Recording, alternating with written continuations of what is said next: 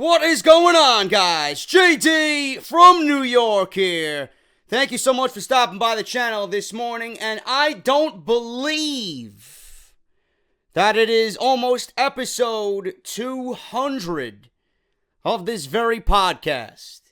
This is episode 199, part number 1 of the number 1 professional wrestling podcast right here on YouTube.com. This is Off the Script, episode 199, part number 1 for your Friday, December 8th, 2017, man. Before we get into anything on this show, I want to thank everybody, and I'm probably going to do some long-winded speech next week. I don't really have any plans for 200, man. I'm going to go about business as usual for this show, and that is giving you guys the news and the rumors for the product. And we are headed towards Clash of Champions. I want to make sure you guys are fully stocked on content and news and rumors and everything you guys need before we get into the last pay-per-view of the year. I'll probably give you some long-winded speech about how Off the Script is probably the most important thing for me right now in my professional life, my professional career. Without this podcast, I am nothing. I'd be working retail. But I want to thank everybody, like I usually do, for your continued support, man. Whether you guys are subscribed, whether you're new and you're thinking about hitting that subscribe button, whether you guys are a Patreon, whether you guys have supported me with a like or a comment or a share, whatever the reason is, whatever you have done to support this show in any way, buy a t-shirt. I just want to say thank you guys, man. Without you, I am, again, working retail during this holiday season instead of working from the comfort of my own home. So thank you guys so much for making this podcast what it is today. And we truly are, out of everybody in the circle here on YouTube within the YWC, there is nobody that does what we do here on Off the Script. There's a reason why I say it each and every week. This is the number 1 podcast for wrestling on YouTube.com. And you better believe it. Thank you guys so much for all your continued love and support. We ain't stopping. We got a long way to go. And I'm glad you guys are joining me on this adventure we call Off the Script, man. I got news today. As you can see from the thumbnail, if it didn't get demonetized, which I'm assuming it will. I always have a fear of my videos and my content getting demonetized before I actually upload it. More times than not, the thumbnail is what causes it to be demonetized. But hopefully this stands. Either way, you see the title of the video. Roman Reigns says he is the best in-ring performer in professional wrestling. I don't know whether this guy smoked a little joint before he went live with Corey Graves on his new show. I don't know whether this guy is really that fucking stupid, or maybe he just said it because he knew it would cause a reaction. We're going to go over all that today right here on Off the Script. Also, Nia Jax and Enzo on Monday Night Raw. What does it mean? I got the answer for you today on the show. WWE Expanding 205 Live. Even further reasoning as to these people and their ideas for 205 Live. They have no idea what they want to do with 205 Live. They have no idea what needs to be done to fix the Cruiserweight division. WWE wants to expand 205 Live in 2018. How so? We're going to talk about it today on the podcast. Why do WWE officials continue to push Jason Jordan? We'll go over that as well. Update on Luke Harper. If you guys heard earlier in the week, Luke Harper was actually pulled from SmackDown events overseas in Peru and Chile. Luke Harper was pulled from SmackDown events. I got the reason why he was pulled off the tour and sent back home right here on the podcast. Also, Sheamus and his WWE in-ring career may be over. No, that is not clickbait. That is not clickbait whatsoever, man. I got legitimate news on Sheamus potentially ending his WWE career sooner rather than later. All that today on Off the Script, episode 199, part number 1. I have t-shirts, man. I have t-shirts. And you guys know I have t-shirts, but I have t-shirts for you guys for the holidays. One of them actually redone. So you guys know that the Black Friday sale, seeing the introduction of 2 new t-shirts for Off the Script and Barbershop Window, We had the bench t-shirt, the Eat, Sleep, Bench, Repeat, which is incredibly popular. Thank you guys so very much for all of that. As you guys see it right there, Eat, Sleep, Bench, Repeat. It's a take on the Brock Lesnar design, Eat, Sleep, Conquer, Repeat, with the new off-the-script logo designed by my buddy at MikeWill87 on Twitter. That is the new one. But you guys know that I did a Jinder Mahal Get Off My TV design that was a take on the iconic Ghostbusters logo. Now, there were a bunch of salty fucking goons who don't understand the concept of the t-shirt. They automatically put it down. They laughed at it. But they can't get t-shirts to sell, and they can't get t-shirts designed like I can. So they got to put down literally everything that I do. So I went out and made the design better for you guys. What I did is I called Connor up, and I said, bro, we need to change this design. We got to add a little bit more color to it, bro. We got to add a little bit more spice to it. We got to add some JD-isms to it. So what did I do? This is the new design, man. Look at that. We got Jinder with a nice little cross right through him. You know we don't want Jinder on the TV. And what do we call Jinder? The modern day failure. And that's the hashtag on the shirt. And as Paul Heyman so eloquently says, the make-believe Maharaja. Oh, yeah, man. That is the Jinder design now available on Barber Shop Window. The old design is still up. I will be taking that down. This is the new design going forward. So anybody that ordered that design, you now have in your hands a limited edition t-shirt. So there you go, man. That's the new design going forward. I absolutely love it. And please do not be afraid to wear it. It's Jinder Mahal. We don't like Jinder Mahal. Jinder Mahal is terrible. He had one of the worst WWE title reigns ever. And if people ask you, what does this shirt mean? Just say that Jinder is a failure. That is all you need to do, man. Also, Team JD. The t-shirt that everybody wanted me to bring back, I have brought it back. It is now available on teespring.com. Everybody reached out to me saying, JD, I didn't get my shirt. You know, can you please put the campaign back up? I didn't get my shirt. I want to get it before the holiday. So what did I do? I put it up for all of you guys to go buy, man. Great quality, excellent print. The design was made by my boy Blinded Fate. What's up, brother? Hope you're doing well.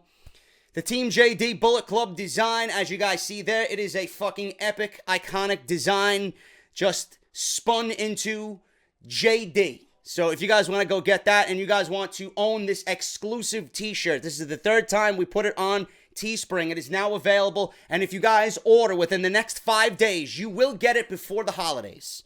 So I'm going to leave you guys a link down in the comment section all weekend for Off the Script. If you guys want to go get your t-shirts, it is now available on teespring.com for $25.99. Absolutely fantastic quality. I got one. And I want you guys to go out and own this piece of exclusivity right here for the Off the Script podcast. Team JD Bullet Club Design, teespring.com. It will be linked down in the description of this video and pinned in the comment section of the video down below, man. So thank you guys so very much. Also, continue voting for the WrestlingRadioAwards.com Show of the Year. Wrestling Radio Awards 2018 has begun their polling. And if you guys support the show, you guys can vote every day, once a day, until the preliminary votes are cast. You guys got to keep this up if we want to make Off the Script a podcast that makes it into the second round. So what you're going to do is you're going to go to WrestlingRadioAwards.com.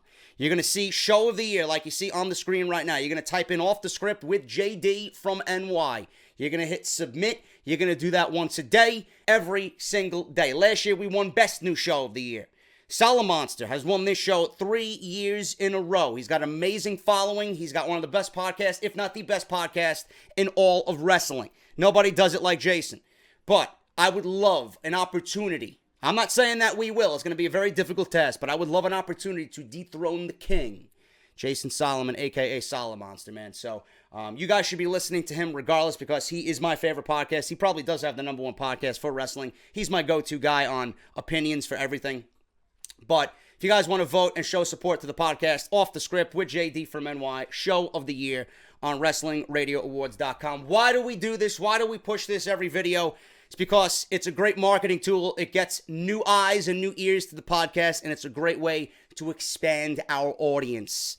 I'm not doing it for bragging rights. I don't win anything. I don't win prizes or cash or a trip to a fucking beautiful tropical island somewhere. I don't do it. I do it because it's a great business tool and a great marketing tool to get the podcast out to new eyes and new ears. I would never brag about throwing this in anybody's face, man. There's going to be a lot of competition, and everybody that I'm probably going to be up against, I probably listen to on a weekly basis. So, Show of the Year, WrestlingRadioAwards.com, JD, and Off the Script. Thank you guys so much for your support on all of that. Follow me on Twitter at JDFROMNY206. Great way to keep up to date on the podcast. Subscribe to the channel if you have not done so already. That is youtube.com/JDFromNY206. Hit that subscribe button and turn on that bell for notifications.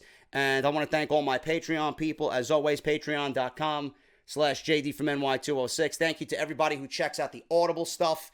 Audible has been an amazing sponsor of the show. audibletrial.com/offthescript if you guys want to check out their service for 1 month free, plus a free audiobook. That's only for new listeners of the show. You guys have been kicking ass with that. We may have a new sponsor on board. I'm just waiting for word back. I got to email them back. They want some information about the show. I may be bringing on Harry's Razors as a new sponsor, man. So we might be pushing some razor blades. And I use Harry's, man. I've been using them for 3 months because my dad and my brother got me hooked on them. Absolutely fantastic shave. So I will let you guys know when that deal falls through as well. Some exciting stuff going on into the new year for Off the Script. And it's all thanks to you guys right here on the show.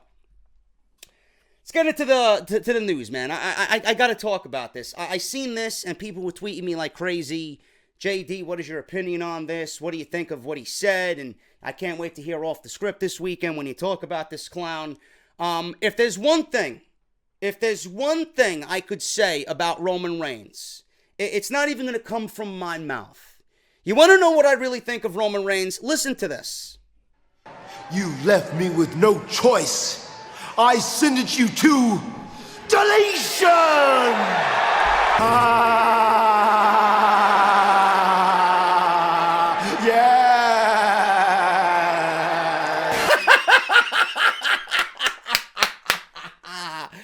Yeah, man, that's the best way for me to put it. That's the best way for me to describe Roman Reigns. I wish he would be sentenced to deletion. I really would. Roman Reigns says he is the best in-ring performer in the world today. I will not be going over any lists. I will not be giving you any names. I will not be throwing this guy and that guy in Roman's face and telling you that he is better and giving you examples as to why he is better. I will not do that. I will not do any of that today. I'm sure you guys can come up with your own list of who is better than Roman Reigns. In fact, the man that he was in the ring with on Monday night is better than Roman Reigns in the ring. So, for the fact that Roman Reigns says he is the best in-ring performer today, he wasn't even the best in-ring performer on Monday night in the match that he was in. So, I'm not really going to hold this as credible information. I'm not. I'm going to take the high road. Believe it or not, I'm going to take the high road on this topic right here. Roman Reigns says he's the best in-ring performer in the world today. Apparently, WWE had a new network series. They canceled that Bring It to the Table with fucking Goonberg and JBL because JBL isn't a part of the company anymore. So, I don't know why they just couldn't do it with Corey Graves and Rosenberg. Maybe they thought Rosenberg was nauseating and they couldn't stand the fucking sound and sight of him, so they got rid of him. So they gave Corey Graves his own show, and it's a take on pretty much whatever they were talking about there. Straight to the point. Straight to the point. And that's exactly what the show is called. Straight to the source. Straight to the source with Corey Graves. Debuted on Raw, or after Raw, on the WWE Network on December 4th. It was filmed in an arena prior to the event. The Corey Graves hosted interview show obviously isn't breaking the budget, so they gave him a new show. They got him literally doing everything. Corey Graves is one of the guys that I don't mind seeing a lot of because he does a great job and I enjoy his work. But apparently, with everything that they are doing to cut budget, they gave this guy a new show. But it's a good way to get some new content on the WWE Network, which, if you're a paying customer, I'm sure you don't have a problem with. It gives fans a chance to know a superstar and generate some quotes to stir up conversation online amongst the goons that dwell on social media. Now, Graves' first guest is really good for generating buzz and stirring up conversation online.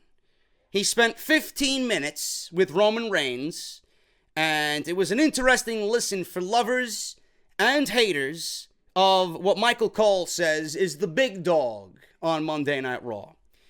But when the conversation turned to Roman's win over The Undertaker at WrestleMania 33, and where that positions Reigns in the company and the business in general, things got really polarizing.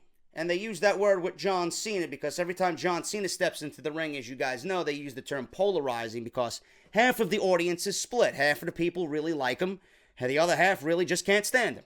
And that other half that can't stand him, it's go-away heat. It's people that don't want to see him in the ring at all. The same thing happens with Roman Reigns, but more so, more people hate him than actually want to see him. So with John Cena, it's about 50-50. You hear it's 50-50. With Roman Reigns, it's maybe 70-30 or 75-25, along those lines. And I'm being generous with that. Corey Graves asks, and I quote, point blank, is Roman Reigns WWE's top guy now? Roman Reigns answers, and I quote, every day of the week.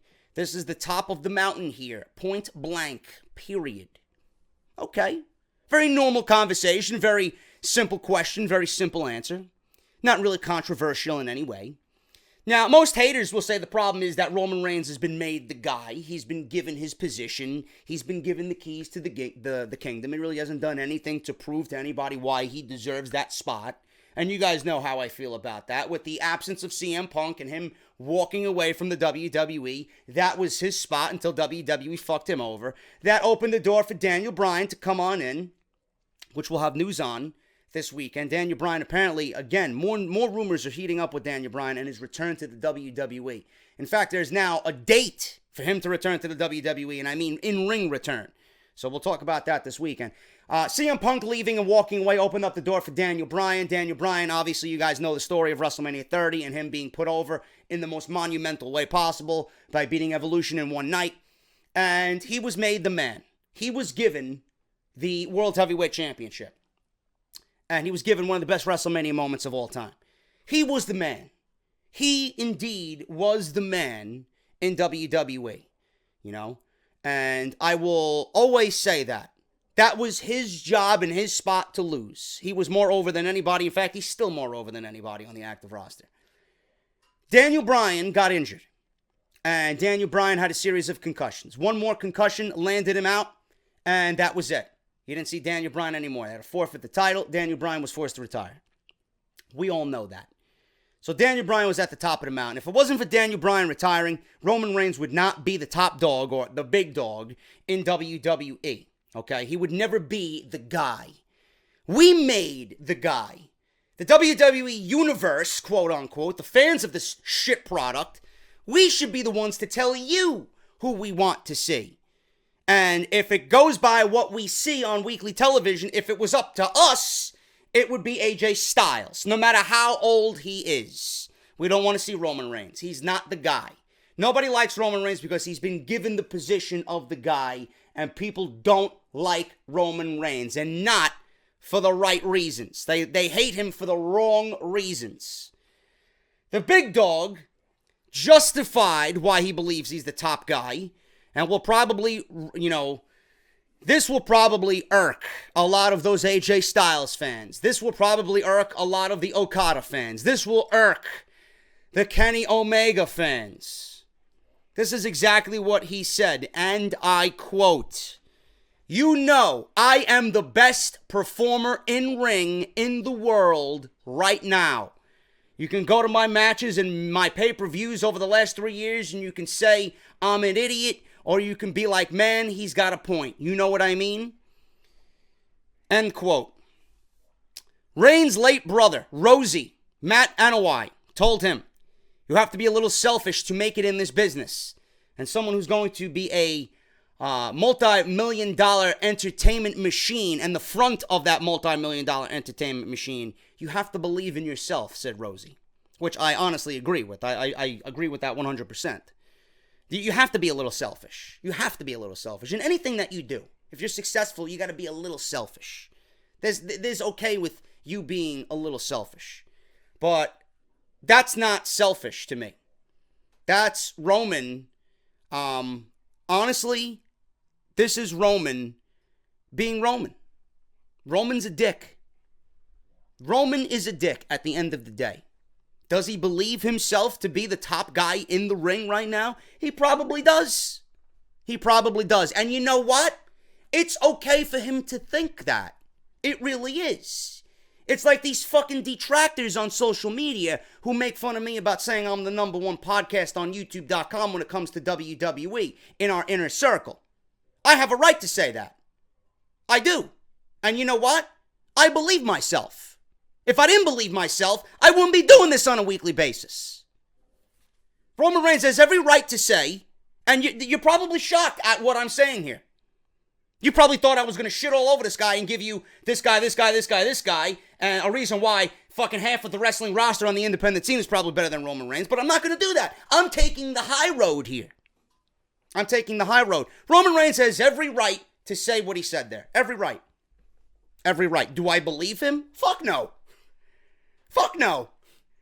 He's not the best in-ring performer in the world today. He's not even the best in-ring performer in WWE. And I'm including NXT. I can name 3 people immediately off the top of my head that are better than Roman Reigns in the ring. Drew McIntyre, Andrade Cien Almas, and Johnny Gargano. Cassius Ohno, Aleister Black. You know?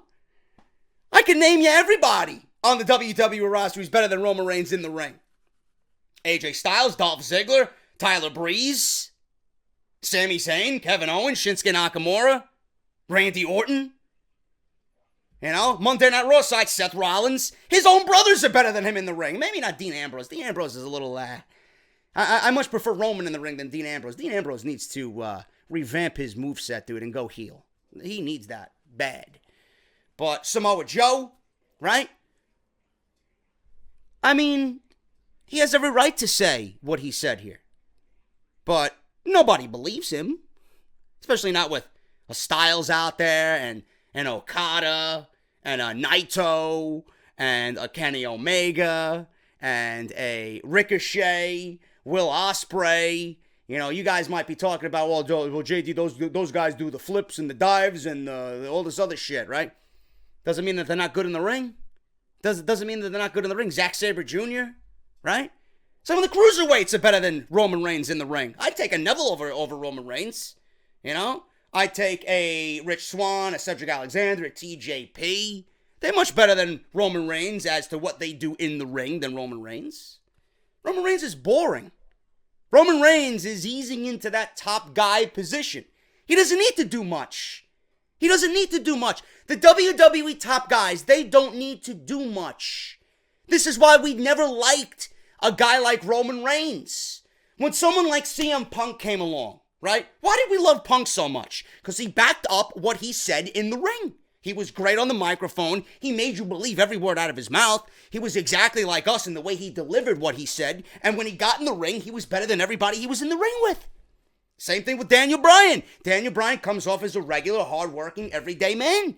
When Daniel Bryan's in the ring, you know what the guy is capable of. You know? That's why we enjoyed those guys being the top guys. But when you look at the top guys, right? You look at Hogan. Hogan started off and is easily one of wrestling's elite. You know, Justin LaBar did a Mount Rushmore recently on his podcast. Hogan is on the Mount Rushmore, right? And I agree with his Mount Rushmore. He did Hogan, San Martino, John Cena, and Stone Cold Steve Austin. I wholeheartedly agree with his Mount Rushmore. If you're going based on what he talked about, absolutely. That's your Mount Rushmore for professional wrestling. But you look at the WWE's landscape of top guys. How many of them did you really enjoy, and how many of them you just didn't really give a shit about? Hogan, as a young child, he didn't really give a shit because Hulk Hogan was this larger-than-life athlete. He was this superhero, right? He had this superhero-like mentality where he would always, you know, be on the receiving end of a heel beatdown, and then he would Hulk up, and he would come back and make that heroic Superman comeback, right? We all love that. Then as we grow older, we realize that this shit is cheesy. We don't like this shit. And as those fans matured and got older, people really started to turn away from Hulk Hogan. I didn't become a Hulk Hogan fan until he was actually in the NWO at that Bash of the Beach, where he joined Scott Hall and Kevin Nash. I hated Hulk Hogan. The day I became a Hulk Hogan fan is when he leg dropped Macho Man Randy Savage and became the third man. That's when I became a Hulk Hogan fan. That's when I thought he was in his absolute best, Hulk Hogan. That moment. You look at John Cena and Stone Cold Steve Austin. Two guys, two different spectrums of the pole. Why did we love Stone Cold Steve Austin so much? Because he was real. Because it fit the mold of what WWE was presenting with the Attitude Era. He was everything that Hogan was not. Cursing and throwing the middle finger up and cursing at your boss. Us watching at home, we all dreamt of cursing at our boss and telling our boss, go fuck yourself, while we're just splashing ourselves and chugging Budweisers, We all wanted to do that. We all lived vicariously. We all had that wild side inside of us. And we lived that wild side vicariously through Stone Cold Steve Austin. And that was why he was absolutely the biggest moneymaker for WWE ever. You look at John Cena. John Cena is of a Hulk Hogan mold. He was the working man. He carried this company on his back for almost 10 years plus. He sold out venues left and right. They gave him the keys to the kingdom. He had the longevity. That's why they gave him that spot. They needed someone with longevity. John Cena actually outlasted both Steve Austin and Hulk Hogan for guys that took the top spot in WWE. They need someone with longevity. That's why they gave it to John Cena. John Cena was nothing special. John Cena, when I became a John Cena fan? The same thing happened with John Cena as it did with Hulk Hogan. I hated John Cena early in his days. When he came and started winning the U.S. title, and then they started throwing him down our throats with the WWE Championship bullshit during all that stuff early on in his run, I hated him. I hated John Cena. When I became a John Cena fan? When he started to dwindle down his career. When his career started to die down.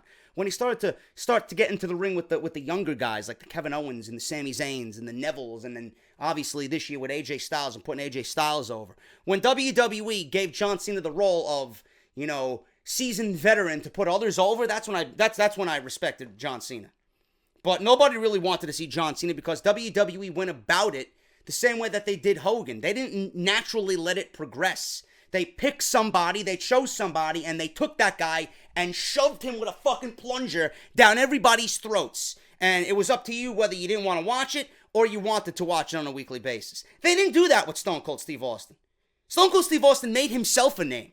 Stone Cold Steve Austin made himself a name by winning the King of the Ring, by putting on one of the best feuds in the history of this company with Bret the Hitman Hart, and then winning the WWE Championship at WrestleMania against Shawn Michaels with Mike Tyson. A lot of factors played into Stone Cold Steve Austin becoming the top guy. They never pushed Stone Cold down our throats. It was with one catchphrase and a feud that lasts fucking lifetimes with Bret the Hitman Hart. It eventually ran into the WWE Championship match with Shawn Michaels, and after that, Vince McMahon. Vince McMahon also, a dancing partner with Stone Cold Steve Austin. The greatest villain of all time in Stone Cold Steve Austin, or actually in Vince McMahon, played a role in Stone Cold Steve Austin's meteoric rise. They never shoved him down our throats. They were doing what they had to do to survive. So they had to go that Attitude Era route. It was never because they wanted to shove Stone Cold down our throats. This is our guy. We got to build everything around him. Stone Cold had The Rock, Triple H, Mankind, The Undertaker, Kane. They had a stacked fucking roster. They had so many supporting players around Stone Cold Steve Austin. It was never that they relied on Stone Cold Steve Austin. They always had those other guys to back them up. If Stone Cold went down with injury, you had The Rock to pick up the pieces until Stone Cold, came back. When The Rock went down, you had Triple H and The Undertaker right there. You had Plan A, you had Plan B, you had Plan C, you had Plan D. WWE doesn't have that now. WWE doesn't have that now. They put all their eggs in one basket with Roman Reigns, and they rely on Roman Reigns to be the top guy, and they went about it for the last 4 years in every which way, utilizing every member of this roster, sacrificing every member of this roster to get Roman Reigns over. sacrificing the quality of their shows to get Roman Reigns over, sacrificing their world championship on Monday Night Raw by putting it on Brock Lesnar because you are so incensed on getting this main event done at WrestleMania. Now they put the Intercontinental Championship on Roman Reigns, again taking another title away from the rest of the card while Brock Lesnar is not there. Getting the Shield back together. You know, using Vince McMahon to get this guy over. Having him win the Royal Rumble. Having him come out at number 30 in the Royal Rumble. Having The Rock promote this guy to get him over. Getting endorsements from Daniel Bryan and John Cena. And putting a stable of 4 guys together in the League of Nations to get this guy over. None of it worked. None of it worked. You don't think people are prone to seeing this fucking forced garbage? That's why Roman Reigns is not the top guy. He's not the top guy. Leave it to the fans to tell you who the top guy is. It ain't Roman Reigns. This is Vince McMahon's top guy. It ain't the people's top guy. Roman Reigns has every right to say and think what he wants. That's his opinion.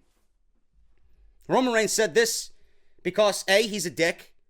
B, it was the first episode of this show. C, Roman Reigns likes to cause controversy.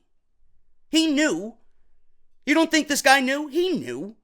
He knew what he was saying. He knew that people would listen to this and then dissect it and it would be all over the internet. He knew what he was saying. He wants people talking about him. If people aren't talking about Roman Reigns, then he is everything that John Cena said that he is, a failure. That's my opinion and my thoughts on why Roman Reigns said what he said on this Straight to the Source show with Corey Graves. He isn't the best in-ring performer right now. Anybody with a fucking functioning brain can realize that. But what Roman Reigns is a lover of controversy. He likes to stir up a nice little dash of controversy. He's playing into that polarizing figure. He wants you to fucking talk about him. He doesn't give a shit if you love him or hate him. To him, he's outselling every arena. He's in every main event. He main evented WrestleMania 3 years in a row. That's all he gives a shit about. And he comes off that way. He wanted to get you talking, and that's exactly what he did on this show with Corey Graves. But he has every right to say that he's the best in-ring performer in the world today. You can't tell him what to say. If he thinks he's better than Kenny Omega, let him think he's better than Kenny Omega. We know he ain't better than the Cleaner. We know that he ain't better than Styles. We know that he ain't better than half the fucking roster on Monday Night Raw. Rollins, Joe, Cesaro. I'd even take Sheamus over Roman Reigns. You know? But Roman Reigns has every right to say that he's the best in-ring performer. That doesn't necessarily mean he's right. He can make himself look like a fool, but he does it because he wants people talking about him. You know? Maybe WWE even told him to go out there and say that because they wanted people to watch this first episode. You know? So don't take it with a serious tone. It is what it is. It's not really newsworthy, but everybody wanted me to talk about it. That's my opinion on Roman Reigns thinking that he's the best in-ring performer in the world today. Backstage news on Enzo and Nia Jax and the segment from Monday Night Raw. Now, based on this segment, it appears that there will be another addition to the 205 Live roster temporarily. According to the Wrestling Observer newsletter, Jax could be moving over to the show for a little while, similar to when Alicia Fox moved over during her angle with Noam Dar and Cedric Alexander. The reason behind this is to separate Jax from the current women's feud on Raw. With Jax playing such a dominant character on the main roster, attacks from the trio would significantly hurt that reputation. Okay. I understand that, and I got to give WWE a little benefit of the doubt here. That does make sense. It really does. You got to build up Absolution to look strong. They're kind of having fun with the rest of the roster. They don't want Nia Jax to be in that group of all the girls that are being beaten up by Absolution. They want to keep her looking strong. So they temporarily took her off Raw. They put her with Enzo on 205 Live. Maybe if you're a fan of Nia Jax, you're going to go out of your way to watch 205 Live to watch Nia Jax with Enzo. It is what it is. I got to give them the benefit of the doubt. That is a logical reason. Not really one that makes sense. Not really one that I would do. It's not really something that's going to get me to watch 205 Live. But if you're talking about everything else that's happening in the women's division on Raw, then yes. You want to use her? Get her out of that equation. Put her on 205 Live. After the segment, the two would further interact on Twitter to draw more attention to the angle. Enzo stated that all girls want to be with a champion, while referring to "I'm not like most girls" line of her theme song. Jax would respond to the tweet with a pair of eyes indicating that she is watching Enzo. Recently, There have been rumors that Nia Jax is not happy about her position in the WWE. However, Dave Meltzer denied those rumors, stating that they were overblown and that she was just taking time off before the Raw European tour in November. At this point, if there's any indication that Jax is willing to be a team player, the current romance angle with Enzo is a strong suggestion that she is on board to do whatever it takes within reason to gain tenure and experience in the WWE, as she should be doing. If you are young and if you are a maturing talent on Monday Night Raw, you need to do what these people tell you to do. You don't really have the status to go against what they're giving you. Otherwise, you're going to open yourself up for a bunch of shit you really don't want coming your way. Regardless of how long this angle lasts, the concept of Nia Jax having a crush on Enzo Amore is already eliciting reactions from many on social media. Not really going to get me to watch 205 Live, but if you're looking at what the rest of the women's division is doing on Raw, it does make just a little bit of sense to get her featured on Monday Night Raw and put her with Enzo. Meanwhile, they wrap up whatever they're doing with the women's division, and then you can kind of take her away from Enzo after that's all done and put her back in a position of dominance on Monday Night Raw. So that is the reason why Nia and Enzo are interacting on Raw, and then again, taking it to social media. But it does make sense if you look at it from a standpoint of what they're doing with the rest of the women's division. Speaking of 205 Live, in 2018, WWE wants to expand the brand. What I'm about to read to you adds to everything that I said. These people are clueless when it comes to 205 Live. They don't know what it takes to get this show up and off the ground. They don't know what it takes. They had the perfect just format coming out of the Cruiserweight Classic. Build this division. Build this brand on work rate itself. It will get over. It will get over. Point proven on Monday Night Raw. Point proven on Monday Night Raw. I enjoyed Raw. I enjoyed Raw very much on Monday night. There was no filler. There was no bullshit. They gave you matches, and they let their talent go out there and do what they had to do. Now, I remember there being a report that Vince McMahon hates flying to the West Coast for any WWE show, whether it's a house show, whether it's a pay-per-view, whether it's a live TV taping for Raw or SmackDown. He doesn't like flying to the West Coast. So some people were telling me that, you know, JD, there was a report that you talked about earlier in the year that Vince McMahon didn't like flying to the West Coast. That's why Monday Night Raw looked to be a little bit more better than usual. And it got me thinking, you know, you guys were right. Some of you that tweeted me that, you were exactly right. And it took me to see that, to realize that, yes, I did remember hearing and seeing that and reporting that on this podcast. Maybe Vince McMahon wasn't even there, and that's why we got a wrestling-heavy Monday Night Raw. Maybe Triple H was left in charge. I don't know. I don't know who was left in charge. But whoever was in charge clearly wasn't Vince McMahon. It didn't feel like a Vince McMahon-produced show. They let these guys go out there. They gave Roman and Jason Jordan 20 minutes plus. Sasha and Paige, almost 20 minutes. We got the tag team title match at the end of the show. Cruiserweights got 15 minutes. What am I watching here? Never on any show did the Cruiserweights get 15 minutes. The only time I remember the Cruiserweights getting 15 minutes on Monday Night Raw was when Neville defended his title against Rich Swann and Jack Gallagher. That was it. That was it. This is a division that needs to get over on work rate. You don't need to go live. You don't need to have a show on Tuesdays. And you don't need to have live events for 205 Live. You don't. Because that's what this report is going to tell you. They're expanding 205 Live. PW Insider reports that WWE is going to start running live events for the 205 Live roster in January 2018. The first shows will be from January 18 through the 20th and are booked to be in smaller buildings, much like the NXT brand. It looks like WWE is starting slowly with this idea of booking a couple events over a weekend once a month. Vince McMahon did note in February during a quarterly meeting or quarterly earnings call that there were plans to create some revenue sources from the brand, and the 205 Live show has done better since the addition of Enzo Amore, and the impending debut of Hideo Itami will certainly add another big name to the brand.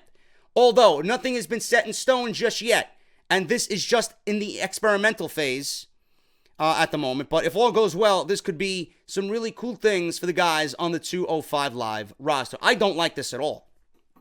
I don't like this at all for a couple of reasons. Number one, this is not necessary. I don't even think 205 Live is necessary. If you keep these guys to Monday Night Raw and you feature them in a way that you did on Monday night in that Fatal 4-Way, things will be just fine. If WWE showcased these cruiserweights like they did on Monday, this past Monday, all year, dating back to when this thing first came to be on Monday Night Raw, we wouldn't be in this position right now. We wouldn't be talking about how bad this show is. We wouldn't be talking about how much of a failure this division is. This division needs to get over on work rate. What did those guys do in that ring? Why did you enjoy that match so much? It's because you enjoyed their rate of work. That's why they got over. If Los Angeles didn't like the cruiserweights, if Los Angeles was given the normal 6-man tag that we usually see that lasts 3 minutes, then they would have shit all over it. The fact that they let these guys go out there for almost 15 minutes plus and do what cruiserweights do, Spanish flies off the top rope, suicidas and fucking arm drags off the top rope, doing cruiserweight-like things. They let those guys go out there and do that type of stuff. Los Angeles loved it. If they didn't love it, we wouldn't have heard chants of "This is awesome." They loved every minute of it. You know why? Because Los Angeles loved their work rate. And you know I am right on this. We don't need hokey storylines. We don't need cheesy characters. We don't need any of that stuff. We don't need a weight limit. These guys need to go out there and do cruiserweight things. They were brought here, and a division was made because Monday Night Raw needed more content for a 3-hour show. They needed something to spark change on a 3-hour show. They needed something to spark some sense of adrenaline on a 3-hour show. That is what the cruiserweights were supposed to be. The cruiserweights were not supposed to be just like everything else on a 3-hour show and just completely irrelevant. Boring. Just lame. 2 minutes here, 3 minutes there.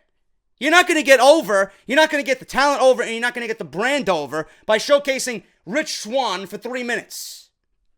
You're not.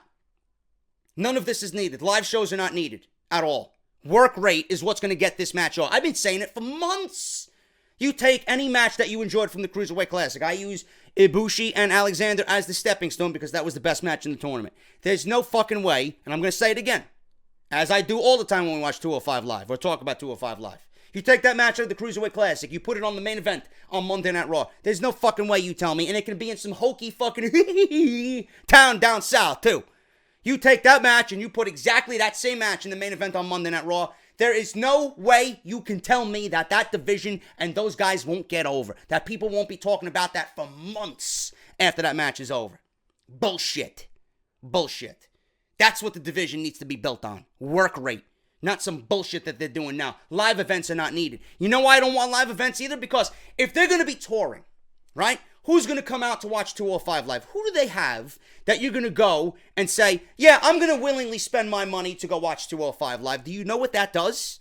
Do you know what that does? That opens up the fact, and that opens up the possibility of not only Hideo Itami coming to 205 Live. What if they want to bring Aleister Black up to the main roster? Who's to say they won't put Aleister Black on 205 Live? And that would be a touring brand now, right? They're going to use Aleister Black to get people to come to the live shows, and he's going to need to be featured on 205 Live. What about Johnny Gargano? I don't want Johnny Gargano on 205 Live. What about Almas? I don't want Almas on 205 Live. What about Ricochet if they bring Ricochet in? I don't want him on 205 Live. So if they're a touring brand, it's going to open up the possibility of seeing these guys put in that bubble of 205 Live. And none of those guys deserve that torture. And that is the one thing that I'm afraid of.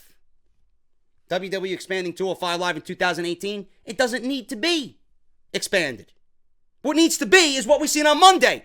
Build it on work rate. It will get over. Trust me. Trust me. Everyone is still talking about that cruiserweight match. Come on, man. Open up your eyes. Listen to the people. Feel their reaction. Watch your show. Go back and watch the Cruiserweight Classic as a reference. Everything you need to do is right there. Come on, man. WWE. Jason Jordan, failure. Two of those things ring true.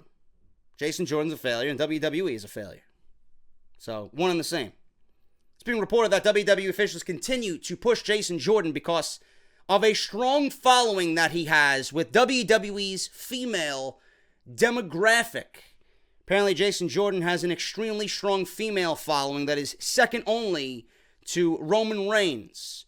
When WWE officials saw the trend, the decision was made to split Jordan from Chad Gable and give Jason a more significant push on Raw to capitalize on his following with female fans.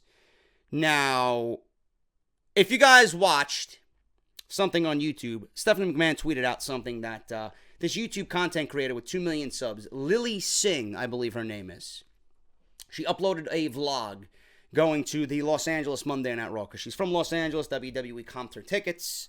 They gave her a hotel suite or whatever, a box suite for catering. Apparently it was beautifully presented by Titus O'Neil. But they gave her ringside seats, literally right behind the announce team. And she vlogged, and there was several scenes in that vlog where she did a close-up of Jason Jordan's fucking ass. So I found it coincidental that I read this report after I watched that vlog, which was nauseating to watch, by the way. If you want cringe, please go and watch Lily Singh's vlog of Monday Night Raw. Absolutely the most cringeworthy thing I've ever seen. But Stephanie McMahon loves her for some reason. Unfortunately, Jason Jordan's appeal to the women hasn't translated into the babyface run that WWE officials were hoping for when he was made into Kurt Angle's son. The move was meant to catapult him into the main event run quickly, but it hasn't worked. Jordan continues to have great performances inside the ring, but there is a lot of criticism surrounding his character on WWE television.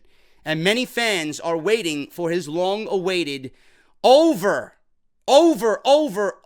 fucking done heel turn. Because the babyface shit has been overdone. We don't want to see it. It just needs to come. The heel turn needs to come. WWE officials aren't expected to give up on Jordan's push for quite some time. The expectation is an intense rivalry with him and Kurt Angle being imminent and may even happen at WrestleMania 34. There is a lot of work to do before the WWE fans embrace Jason Jordan as a top guy on Raw, but it seems like the powers that be will continue to try and get him over as a babyface as long as the female fans are endorsing him. Fuck the female fans, man. You're going to listen to the female fans, but you're going to neglect the right decision here booking-wise. The guy, I understand, and I'm all for a slow burn, but the more we hear the reactions for this guy, the quicker you got to execute this thing. Nobody wants to see this guy. You know, nobody wants to see him at all. Jason Jordan needs to be heel. You got to facilitate this quick. Jason Jordan is fantastic in the ring. I'm not taking anything away from him. He may be one of the best on Monday Night Raw. He's certainly better than Roman Reigns. He was definitely better than Roman Reigns. I actually tweeted out that Jason Jordan carried Roman Reigns to a great match. You know? But, and that's not to say, don't criticize me. I don't think Roman Reigns is bad. I just think that there are others better than him. Yes, it does take two to tango, and Roman Reigns does have good matches with Braun Strowman and AJ Styles, and you can see he didn't have a good match with John Cena because John Cena is not a leader. Roman Reigns is not a leader in the ring. If he's in there with AJ Styles is a leader. You know? In Roman Reigns' case, Braun Strowman was a leader for Roman Reigns, right? Kevin Owens is a leader in the ring. Bray Wyatt is a leader in the ring with Roman Reigns. And the list goes on and on and on. Daniel Bryan is a leader in the ring with Roman Reigns. So they need to get this heel turn done quick. I'm all for slow burn, but you guys know where it's headed, and it's going to be very good for Jason Jordan when it does, because he's going to be in a role that he genuinely belongs in. You know? Right now, the fans are hating on him for all the wrong reasons. WWE needs to turn that negative hate into a positive hate. Yes, there is positive hate. There is such a thing. They will be booing him for all the right reasons, because he needs to act like a dick. And the idea needs to come out, or the fucking perception needs to come out, that he used Kurt Angle to get this far into his WWE Monday Night Raw run. That he is not the real son of Kurt Angle. If you want to include Triple H in that as well, so be it. That Triple H put him up to it. That Triple H wanted to embarrass Kurt Angle for Monday Night Raw's general manager position. Use something like that. Come up with some creative way. Either way, that is their out there. We all know that is their out. The idea is there. Will WWE execute on that? That remains to be seen. But that is the way to get him heel. It needs to be done. And you guys know that it's going to be good when we finally get that official Jason Jordan is a heel mentality. Can't wait to see it. Luke Harper. He was sent home from WWE live events over the past week, and it was revealed by several sources, and the fans thought the worst. You know, we had Sami Zayn and Kevin Owens be sent home. That was the last hiccup. SmackDown superstar Luke Harper of the Bludgeon Brothers, which I'm enjoying very much, by the way, was sent home by WWE from their tours in Central and South America. He flew back to the USA after the company's Thursday event in Peru, with Mojo Rawley teaming up with Eric Rowan in Mexico to take his place. What a fucking disaster that must have been. Originally, it was unclear as to why Harper had been sent home, but after the events of Sami Zayn and Kevin Owens back in November on the European tour, many WWE fans feared the worst, believing it could be Luke Harper that was in trouble with the company. However, the reason for Harper's departure from WWE's tour has been revealed, and it has nothing to do with any bad relationship with the company. In fact, he's been sent home for arguably one of the best reasons he could have ever been told. According to PW Insider, Harper missed the remainder of the SmackDown Live events over the weekend as his wife went into labor early. They have reported that his family is now celebrating the birth of his son, which is absolutely fantastic news for both Harper and his wife. Initially, WWE fans feared the worst when the Bludgeon Brother was sent home, as they thought he could have had heat with the WWE Backstage in some similar fashion to what Owens and Zayn did when the European tour was back on in November. It was reported that Backstage was upset with Owens and Zayn for going into business for themselves after leaving the ring before taking a beatdown by the New Day on a recent edition of SmackDown Live during the European tour to help build them up for Survivor Series against The Shield. The pair were later sent home and removed from the rest of the tour. So there you go. Some people worried about Luke Harper. Is Luke Harper going to be buried? Are the Bludgeon Brothers going to be buried? Are the Bludgeon Brothers going to be an act that we see for 1 month and then go away? Why was he sent home? Luke Harper and his wife welcomed a new child. So congratulations to both of them. I am loving the Bludgeon Brothers right now. I think they are great. I love their entrance. I love what they're doing. I love how dominating they are. These guys needed to be repackaged. They needed to be on television and a vital part of the tag team division, and I hope WWE sticks with it, man. They got a good winning formula right now with both Harper and Rowan. I'm loving what I see. Continue what you're doing with them, and we could see the next dominating tag team in this company, man. Good on both of them, and good for Luke Harper, man, for celebrating the birth of his new child, his new son. Finally, guys, we're going to end with this on Off the Script, part 1 of episode 199. Sheamus and his WWE career could be shortened sooner rather than later. It could be ending. Could be in jeopardy. The career of one WWE superstar could be in jeopardy, and I'm not talking about Alex Trebek. The WWE superstar known as Sheamus. Before he decided to sign with WWE, he wrestled on the European circuit and was a 2-time international heavyweight champion, during his tenure with Irish Whip Wrestling, IWW. He signed with the WWE in 2006 and was placed in the developmental territory at the time known as Florida Championship Wrestling, FCW. Fast forward to the June 30th, 2009 episode of ECW. Sheamus made his unannounced debut as a villain. Sheamus was moved to Raw in October of that year. Sheamus appeared on his first WWE pay-per-view event, Survivor Series, and was part of the Miz's team in a traditional 5-on-5 elimination tag. WWE pushed him as a top star right away. At the TLC, Tables, Ladders, and Chairs pay-per-view, Sheamus defeated John Cena to win the WWE Championship, which marked his first championship in WWE and making him the first Irish-born WWE Champion.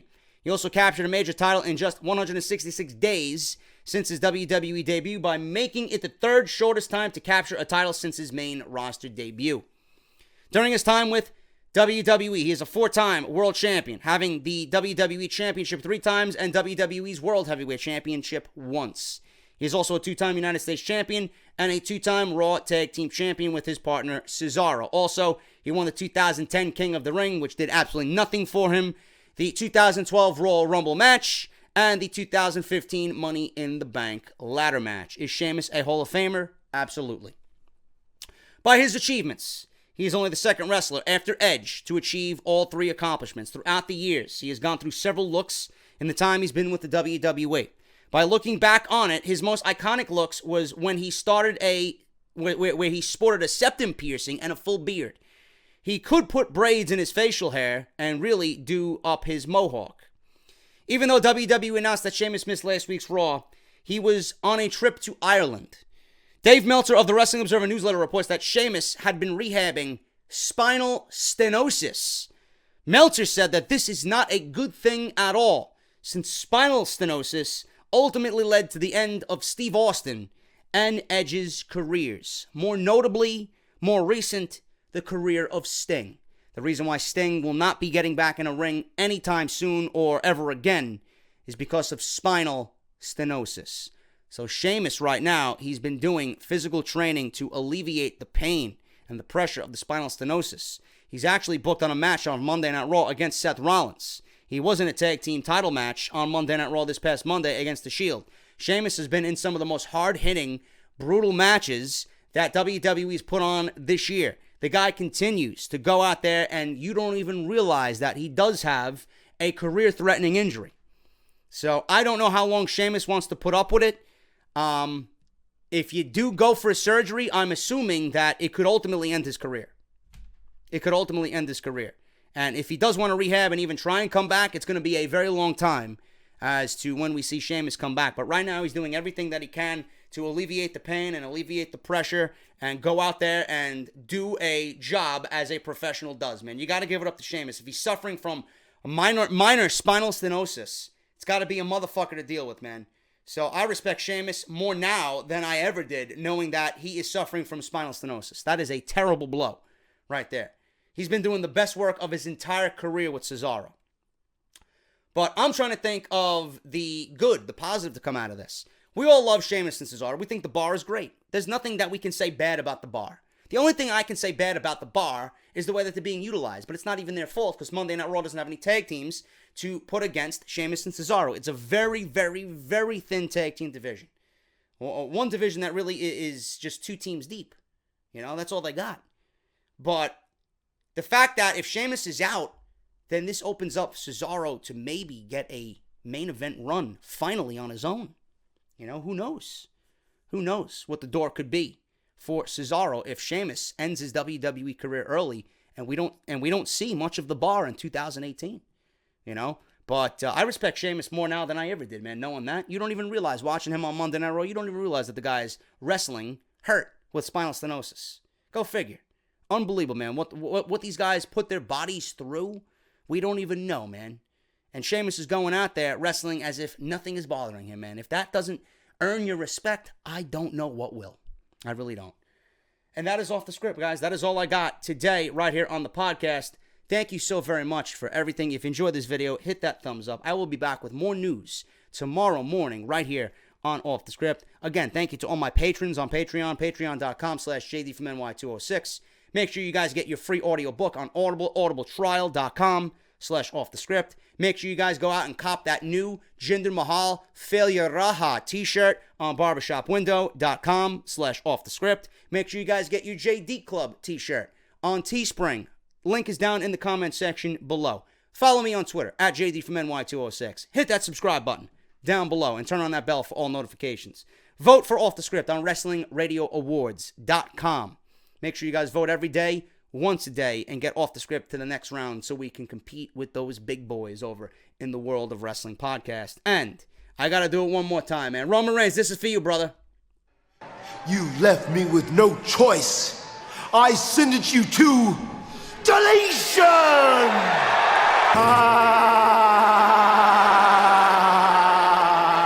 Yeah! Oh my God, man. I'm JD. Thank you guys so much. I'll be back on Saturday with more news and rumors right here on the #1 professional wrestling podcast right here on YouTube.com. This is Off the Script, and I'll see you guys right back here on Saturday. Have a great Friday, and I'll talk to you guys later.